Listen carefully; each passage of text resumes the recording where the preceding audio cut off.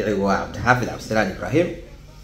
Waxaan ka mid ahaa ardayda wax ka barata afogi.com iyo macalin Salmaan Ibraahim Maxamed. Runtii koorsada mobile editing-ka aan waday wax ka yar 2 usbuuc waxay igu soo kordhisay aqoon aad iyo aad muhiim u ah.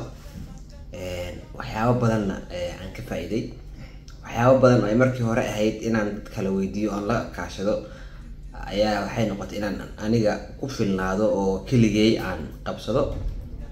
Haddaas baya iskale kadibna macalinka koorsadan soo diyaariyay ee ku dadaalay sida sahlan noogu soo shubay afogi.com waan uga mahadcelinaynaa.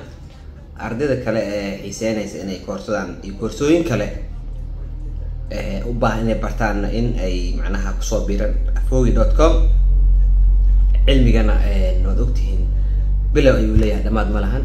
marka dhammaan ardayda waxaan kula talin lahaa inay ku soo biiran afogi.com si waxbarashadooda iyo tiknoolajiyadda hadda adduunka